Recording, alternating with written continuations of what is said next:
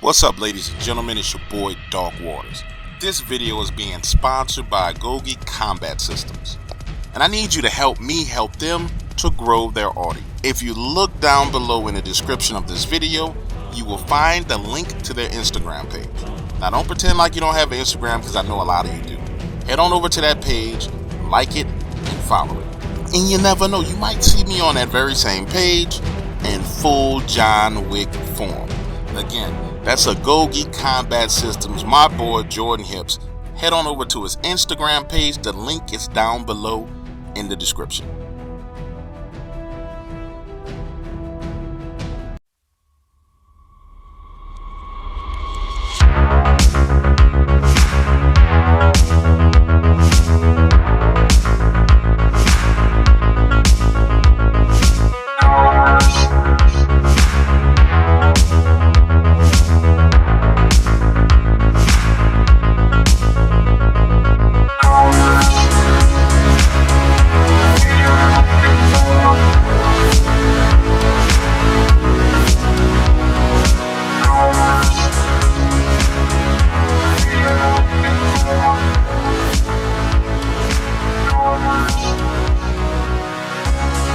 Being a teenager in the 1980s was the coolest time ever. Skateboards, girls, fistfights, G.I. Joe, Kool-Aid, and push-ups. Talking about living in real America, not the bullshit that's going on today.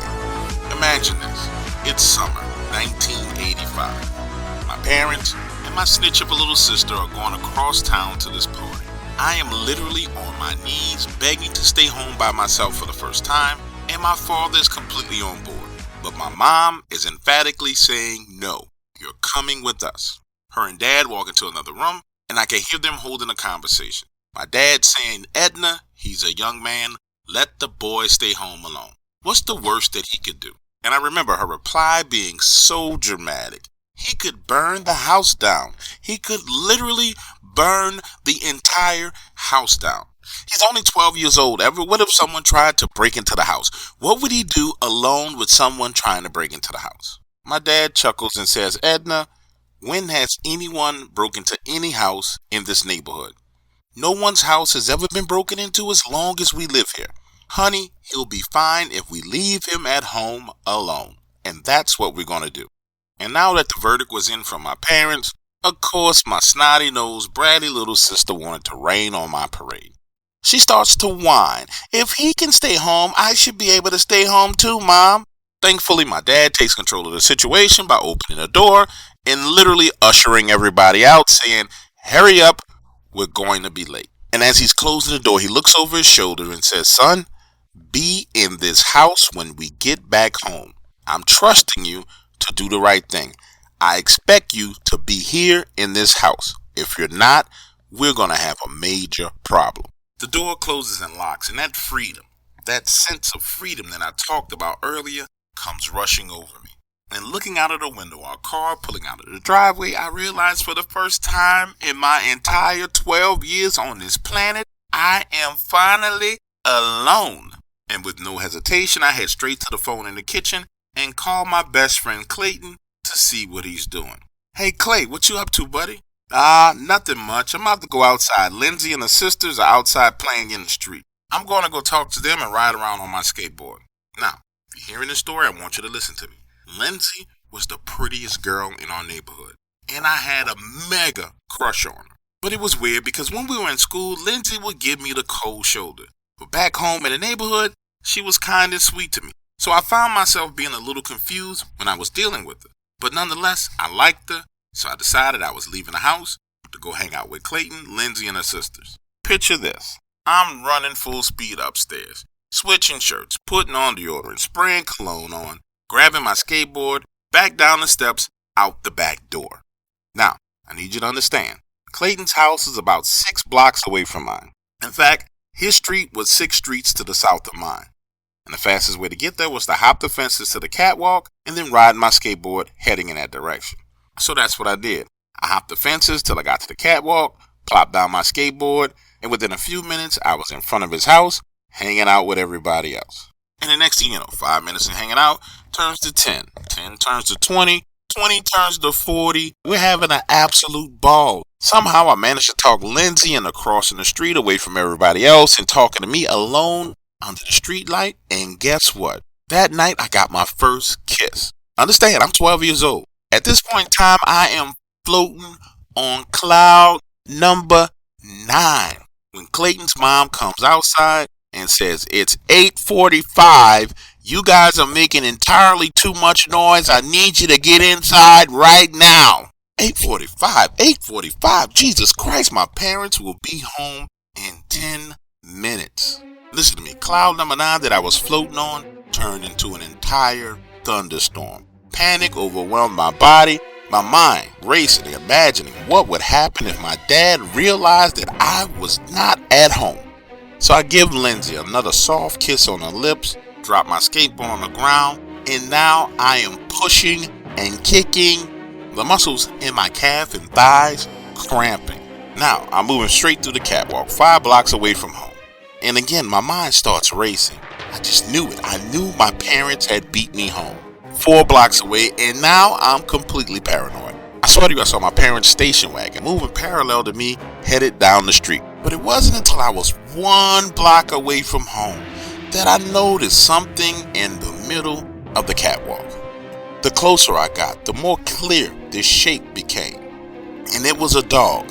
Not a small dog, not a medium-sized dog, not a large-sized dog, but an extra large freaking dog.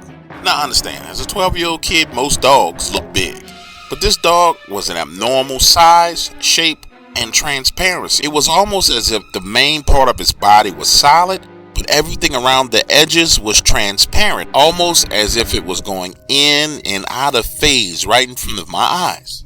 And just so you can understand, let me paint this picture clear as day for you. At this point in time, I'm standing there, skateboard in hand, ready to protect myself from this gigantic, half-solid, half-transparent dog with burgundy glowing eyes. It's about 35 yards away from me.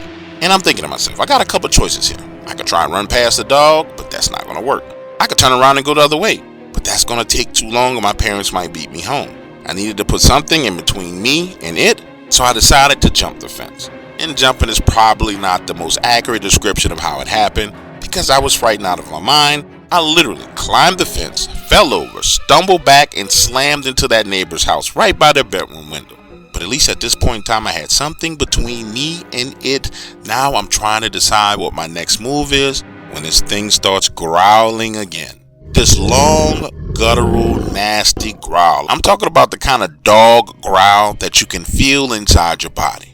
Now I'm thinking to myself, I'm going to have to give it up. I'm probably just going to get busted by my parents, because I'm going to need to beat on these people's window, go around the front side of their house, and tell them what's going on so I can safely get back home. Now, just as I'm thinking that, the light turns on, the bedroom curtains swing open, and I see this man, no shirt, hairy chest, gun in hand, pointing at the window, screaming, "Hey kid, get the hell out of my yard, what are you doing?" And instinctively, I take off running down the side of his house, make that left turn, and now I'm hopping fence after fence, trying to get home. And let me tell you, everything inside of my body was telling me, don't look back. No matter what you do, don't look back. That dog is right behind you. And it wasn't until I was hopping the last fence into my own backyard and running up the back steps that I looked behind me, but nothing was there. I stood there for a moment before I opened that back door, because deep down inside, I knew I was busted. There was no way that I beat my parents home. But once inside, I realized nobody was home. There was a chance, just a slim chance, that I could get away with this. So now I'm running up the stairs to my bedroom, to the drawer, grab another shirt, into the bathroom, grabbing a washcloth, wiping the sweat off my body, wiping my head, my ears, my face, my armpits, my balls, wiped everything down. Back to the bedroom, completely changed clothes. Now I'm sitting on the floor watching TV. Now listen to me, it didn't dawn on me until I was sitting there in front of that TV that I was in the house all alone. And I had most definitely just seen some kind of gigantic black dog with glowing red eyes just about 6 houses down from me. You know how sometimes when people are telling stories, they tell you this chill came rushing down my spine? This was more like my entire body went cold from head to toe. Why? Because I was alone. And I know what I saw was real. So now I'm afraid. So I lock the bedroom door, move the dresser in front of the door, and sit there, waiting to hear my family get back home. And lucky for me, I didn't have to wait too much longer. Because about 10 minutes after I barricaded myself in that bedroom, I hear my mother calling my name coming through the door. Now listen to me. To this day, I'm 110% positive that what I saw was absolutely not a regular dog. And to be clear with you, I didn't see it again after that night. But at the same time, after experiencing that, I always made it home before the street lights came on.